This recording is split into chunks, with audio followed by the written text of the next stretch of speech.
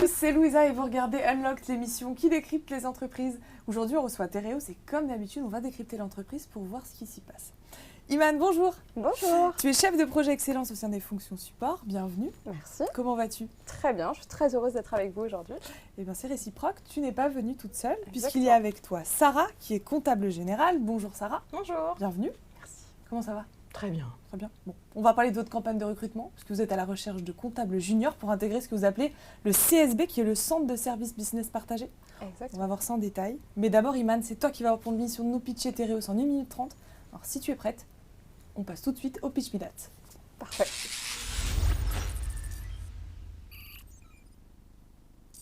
Petit truc. Alors, Iman, Théréos, c'est quoi? Alors, Théréos, la particularité de Théréos, c'est qu'on est une coopérative. Et en fait, Théréos, c'est 12 000 agriculteurs dont notre cœur de métier, c'est de transformer la matière première. On a plusieurs typologies de matières premières. On a la betterave, les céréales et la canne. Et en fait, on va transformer toutes ces matières premières dans aujourd'hui plus de 17 pays, donc notamment au Brésil, où on est implanté, mais aussi c'est 49 sites industriels partout. Et ce qu'on fait, c'est qu'on transforme cette matière première pour livrer au mieux nos clients avec différentes gammes de produits pour répondre au mieux à leurs attentes. Et vous connaissez notamment certains de nos clients, c'est Coca-Cola, Ferrero, Haribo, pour la partie sucre, mais aussi pour l'amidon avec le carton, des grands groupes pharmaceutiques, où on va leur livrer pas mal de choses, et sur de l'alcool et de l'éthanol. Et donc en fait, Théréos aujourd'hui est en train de se transformer, c'est pour ça qu'on est là. On est en train de passer un moment important, un cap de notre histoire, où on essaye de transformer la façon dont on travaille pour répondre plus qualitativement à nos clients et s'étendre sur plus de marchés. Merci. Aujourd'hui, vous avez besoin de jeunes talents pour mettre en place des solutions technologiques innovantes, mais aussi pour qu'ils rejoignent ce que vous appelez le CSB pour participer à l'évolution de ce CSB. Alors, on va voir les profils qui vous intéressent, mais surtout ce que vous leur proposez à ces jeunes comptables qui intègrent Théréos. Alors, on passe tout de suite à la suite.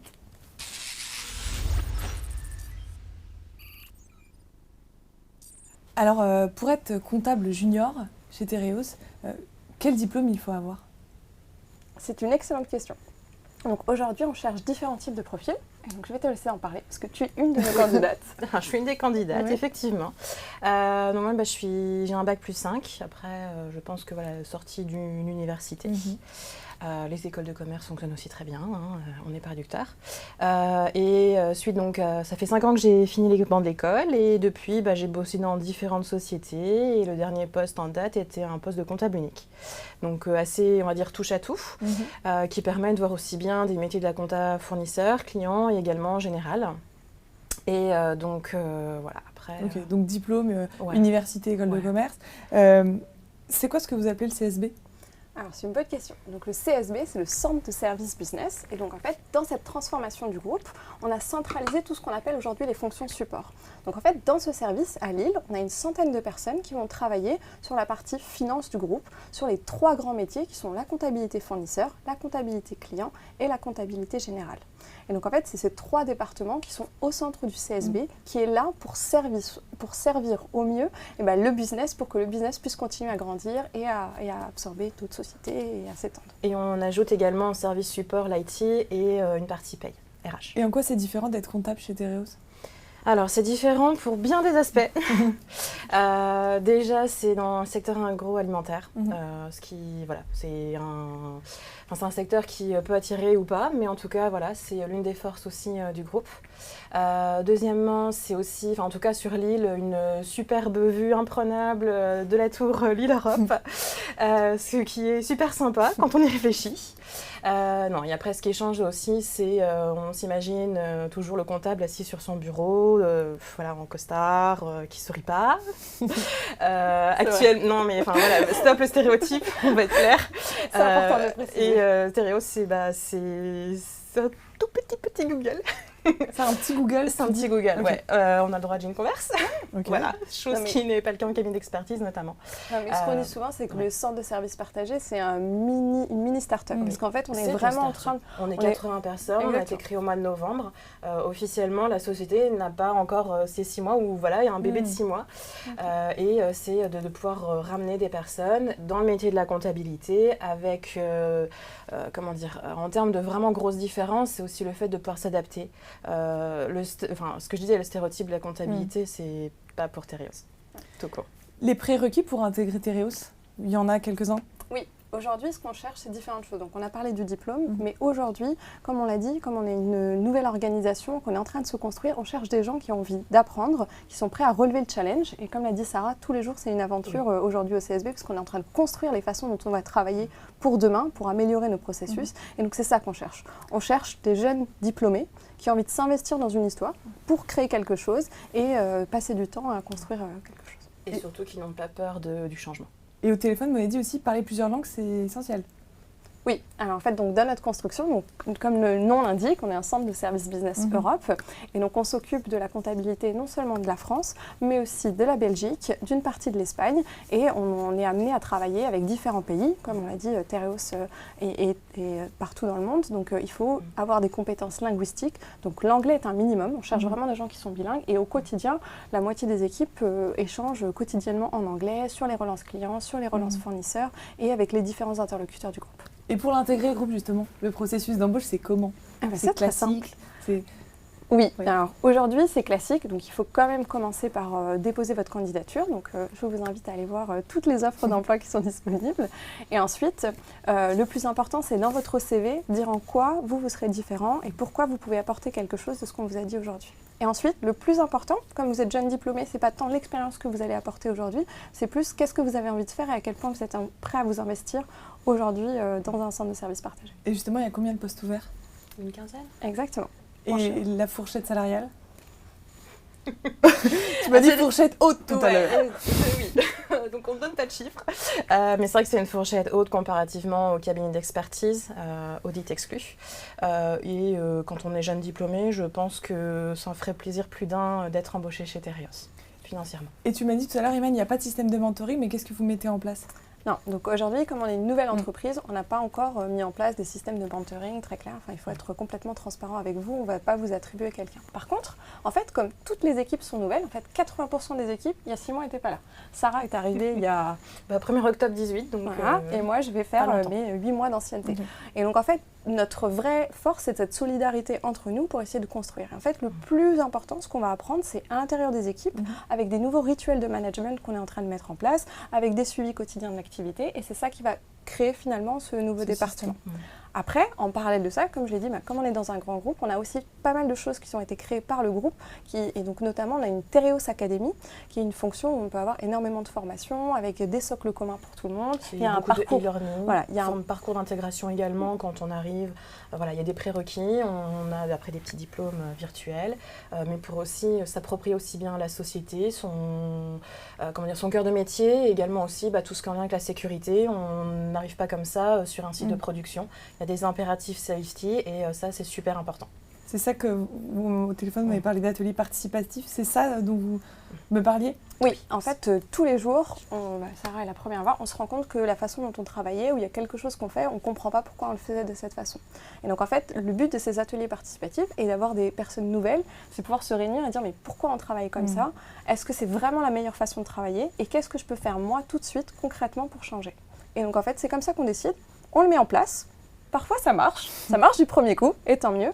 Parfois, ça ne marche pas. C'est pas grave. C'est aussi le but de se dire, on essaye. Si on se trompe, on recommence. Et c'est vraiment cette culture-là qu'on essaye de mettre en place et qui est relativement nouvelle pour des fonctions support et pour des comptables. Et même, d'un point de vue, je dirais, professionnel, on nous dit toujours, l'échec. Mais non, à un moment donné, on peut faire un projet, ça ne fonctionne pas à 100%, voire pas du tout.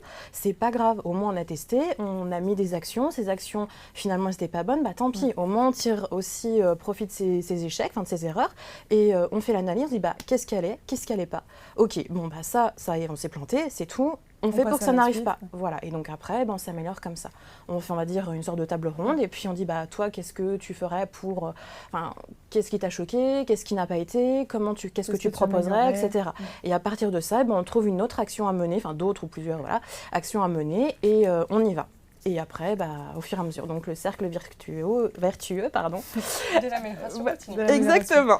En un mot, tout à l'heure, vous m'avez parlé d'engagement RSE, des choses que vous mettez en place. En quelques mots. Quelques mots, je dirais le chiffre le plus significatif, vu que c'est quand même pour des métiers financiers, c'est 99% de nos betteraves sont revalorisées. Voilà. entre Ok. autres. Après, Ouais. Donc ça veut dire qu'on n'a pas de déchets. Enfin, en tout cas, on essaye de réutiliser énormément de choses. On a même des usines qui produisent de l'énergie et qui arrivent à, que ce soit sur l'eau, sur la matière première, à réutiliser cela pour être au mieux. Ok, bon, je vous ai posé plein de questions. Mais je ne suis pas la seule. Nous sommes allés à la rencontre des étudiants qui ont pas mal de questions à vous poser. Alors on passe à la suite.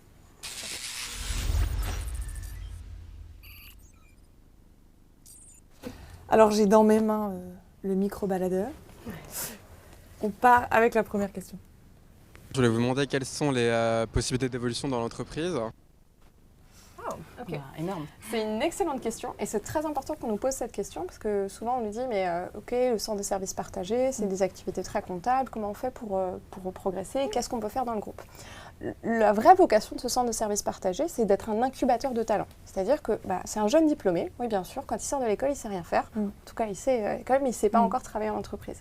Et c'est qu'il puisse travailler au sein de ce service où il y a différents départements et qu'en espace de 2, 3, 4 ans, peut-être qu'il fait le tour de différents services, que ce soit de la comptabilité générale, fournisseurs, clients, potentiellement certains qui veulent faire plus de chefs de projet ou s'initier à quelques projets sur de l'IT.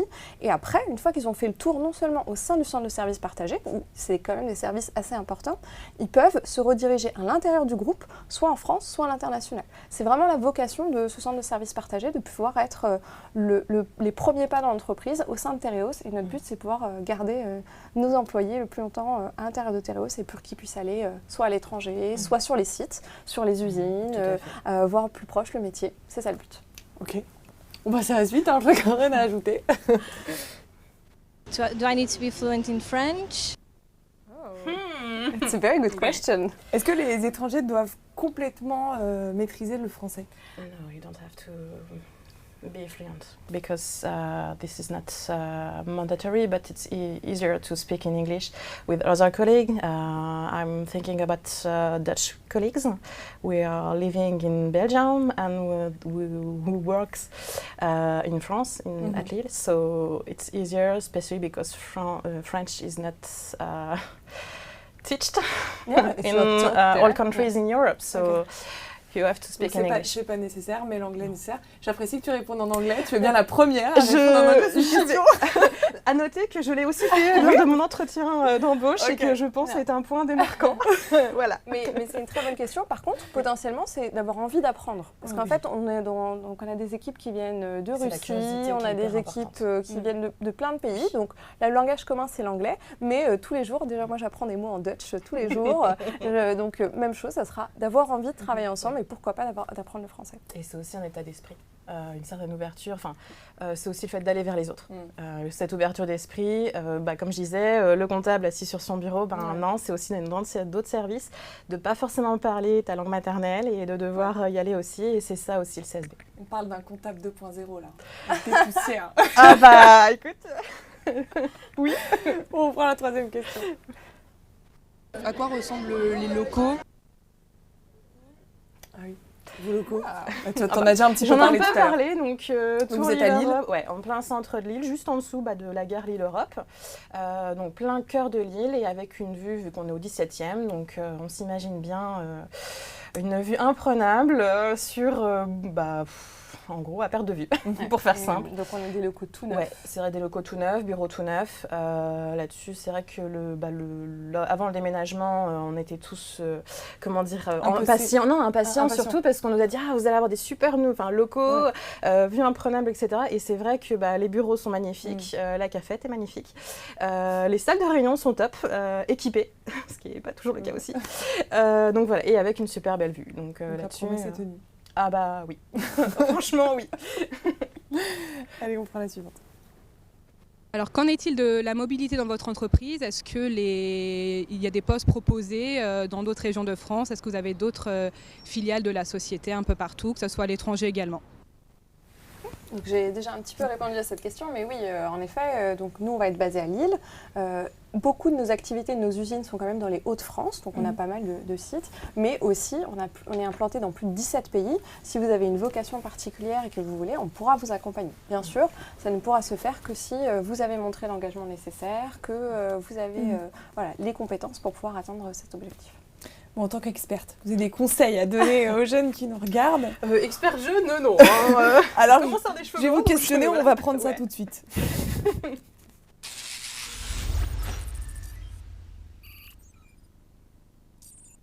On m'a dit tout à l'heure, il n'y a pas d'école type finalement. Vous êtes plutôt sur la personnalité en fait. Donc si vous aviez une filière ou un conseil d'orientation, ce serait venez comme vous êtes. On n'a pas trop de citer, je pense qu'il y a une certaine entreprise a mis déjà son copyright dessus. Mais oui, en gros, c'est ça. C'est venez comme vous êtes. Après, c'est aussi les expériences passées, même si on sait très bien qu'un jeune diplômé n'aura pas autant d'expérience qu'une personne qui a 10-15 ans. Elle a un cursus personnel, un cursus universitaire, ses stages, son alternance, qui font que, oui, elles ont acquis des choses et elles se rendent peut-être pas forcément compte, mais c'est ce qui fait la force aussi du CSB, c'est qu'on a toutes ces idées, à un moment donné on va le mettre dans un shaker et ça va sortir un super projet ou une super idée, ou voilà, de quoi débloquer un service parce qu'on est bloqué à un instant T sur un sujet en particulier, et c'est ça aussi la force du CSB. Le soft skill qui peut faire sur leur poste, important sur leur poste. Savoir écouter.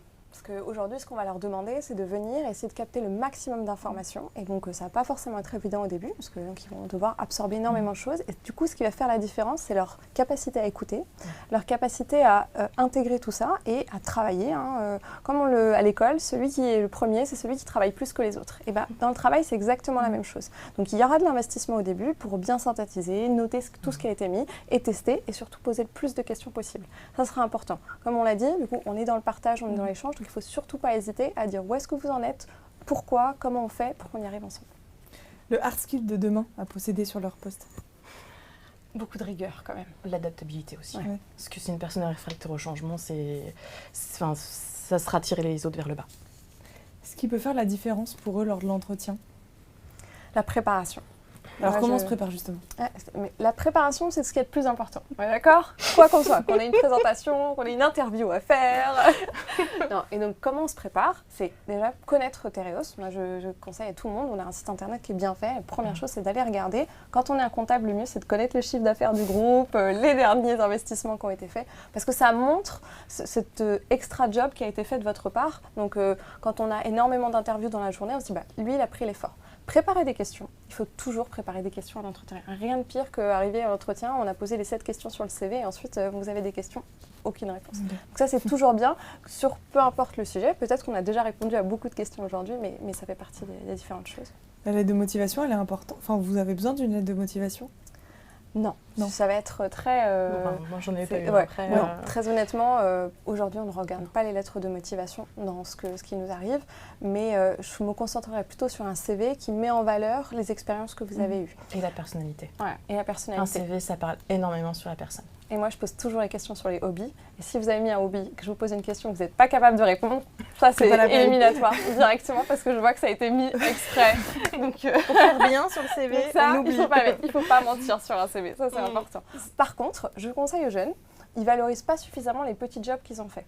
Parce qu'en fait, la différence, c'est que même si c'est un job qui n'a rien à voir avec la compta, c'est que vous savez ce que ça veut dire d'être à l'heure et arriver au job. Vous savez ce que c'est la rigueur de travailler. Et donc souvent, vous n'osez pas le mettre sur votre CV en disant ça n'a rien à voir avec ce que je peux faire aujourd'hui. Mais non, ça vous a appris une certaine rigueur à comment travailler et ça, c'est bien de le mettre en valeur. Sarah, tu peux nous parler un peu de ton entretien? Alors, lequel? Parce qu'il y en a plusieurs. Ah, il y en a plusieurs. Celui qui, tu penses, a fait la différence, où il y a un élément que tu leur as donné à un moment donné, tu t'es dit ça, je vais le mettre en avant, ça va me... Non? J'aimerais que non. Non, honnêtement, comme j'en enchaînais 2 d'un coup, je dirais que c'est ceux-là qui ont été le plus significatifs. Donc il y en a 2, 3 entretiens. Personnellement, j'en ai passé un avec la DRH. Ensuite, il y a eu la responsable du service. Et enfin, Long Fang qui est notre responsable CSB. Ok. Donc voilà, après c'était une typologie aussi nouvelle, donc je ne sais pas si c'est encore d'actualité. Pour ça que je dis bien mettre entre guillemets premier processus de recrutement. Ouais. Aujourd'hui, il n'y a que 2 entretiens pour rassurer. Le premier, c'est on a des équipes de recrutement, donc ils vont faire un premier appel, donc c'est plutôt par téléphone, qui vont vous contacter, essayer de... Ce qu'ils vont vraiment savoir, c'est quelle est votre personnalité et si vous avez cette ouverture d'esprit pour s'intégrer dans nos équipes.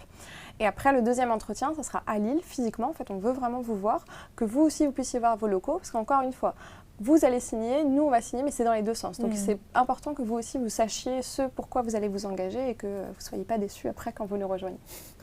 Et je dirais qu'en fait, malheureusement, c'est pas tant le CV que la personnalité où le contact est tout de suite passé avec tous mes interlocuteurs. Donc je pense que c'était aussi l'expérience, l'ouverture d'esprit. Voilà, ça s'est déroulé, on va dire, naturellement. Donc, et je pense que du coup, c'est aussi une des raisons de mon embauche, puisqu'après, j'ai été sur site et qu'il fallait savoir communiquer et se lancer. Est-ce que vous avez des infos à leur donner sur les évolutions marché de demain dans votre métier ? Donc, dans notre métier de comptable, oui, le job est en train de... Vous avez peut-être entendu beaucoup parler de beaucoup de choses, de l'automatisation, de la digitalisation. Il y a énormément de choses. Et oui, ça fait partie des enjeux d'aujourd'hui. Et ça serait dommage de se dire non, on ne veut pas les regarder et on ne les traite pas. Et donc, nous, ça fait partie des projets. Typiquement, on a mis en place depuis 6 mois de la numérisation. On est en train de mettre en place de l'automatisation de certains processus. Et ça fait partie prenante. C'est pour ça que ce qu'on cherche aujourd'hui, c'est des gens qui vont pouvoir s'adapter parce que le job qu'ils font aujourd'hui, j'espère, il sera différent dans quelques mois et même dans 2 ans. Bon, là, c'est votre carte blanche. Alors, je vois que vous souriez, mais ça va être vos minutes où vous allez pouvoir dire ce que vous voulez. Alors, on passe à la suite.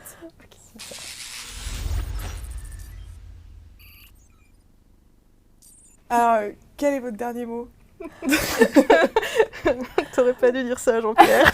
Bon, Iman, commence. Non, il y a plein de choses qu'on voudrait dire, mais s'il y avait une dernière chose qu'on devrait dire, c'est si vous venez de sortir de l'école, vous avez fait plein de choses et qu'aujourd'hui vous dites je voudrais avoir un endroit où on va me challenger, où je vais devoir m'investir, où je vais construire des choses et plus concrètement, je vais voir les réalisations de ce que j'ai fait. Parce que souvent, on commence à travailler sur quelque chose, mais les résultats sont dans 1 an, 2 ans. C'est ça. Et que vous êtes prêt à vous investir dans une équipe pour construire quelque chose de nouveau. Ce ne sera pas facile tous les jours. Là, c'est au bon endroit, c'est au CSB qu'il faut venir à Lille et rejoindre nos équipes. T'as tout dit. Qu'est-ce que tu veux que je dise d'autre ? Non, plus sérieusement, c'est vrai. On accepte les jeunes talents justement parce que c'est du sang neuf. Ils sont pleins de ressources, ils n'en ont pas conscience.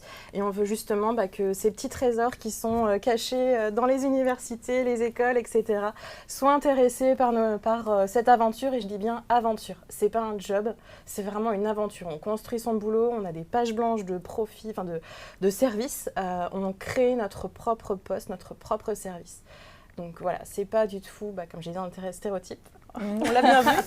Voilà, c'est vraiment, on se construit, on construit ensemble, en équipe. On peut se planter, ce qui n'est pas toujours évident à entendre, mais voilà, on a le droit à l'erreur. Et c'est là-dessus aussi une des forces, je pense, de Tereos, c'est cette ouverture d'esprit. Après, voilà, n'hésitez pas. C'est ça, si vous avez les qualités, tentez, allez-y, après... Affaire à suivre, aventure à suivre. On restera sur ce mot de la fin. Merci à toutes les deux, en tout cas, pour votre bonne humeur et votre enthousiasme. Ça donne envie de découvrir ce fameux CSB. Si vous êtes intéressés, vous pouvez postuler sur le site carrière de Tereos, ou aussi sur jobteaser.com. Encore merci à toutes les deux. Merci. Bonne continuation. Merci. Quant à vous, je vous donne rendez-vous très vite pour un prochain live.